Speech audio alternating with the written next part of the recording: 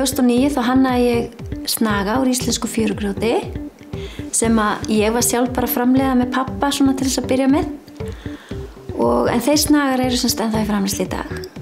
Þetta er þannig að ég tíni steinana hérna á Íslandi og ég sendi það út í Danmörku af því að fyrirtæki, danskt hönnunarfyrirtæki sem heitir Norman Copenhagen er farin að hanna þessa snaga og þeir bara sjá um rest. Þeir í rauninni bora í steinana, festa skrúfurnar á, pakka hlutnum og senda hann svo aftur til Íslands sem snaga.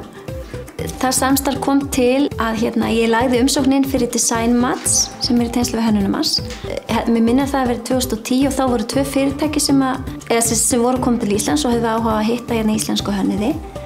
Og Norman Copenhagen var annað fyrirtækið og þeir sáu mína umsókn og höfðu áhuga að kanna þessa vöru eitthvað frekar. Ég hitti þá í framhaldi af því þá bara hófst þetta samstarfsferli. Ég held að þetta Design Mats er rosalega sniðugt vegna þess að við erum náttúrulega svolítið einangruð hérna á Íslandi og það er rosalega erfitt fyrir mann að ætla að fara bara sjálfur með eitthvað svona stað erlendis. Þannig ég held að þetta sé ekki spurning, þetta hjálpar heilmikið.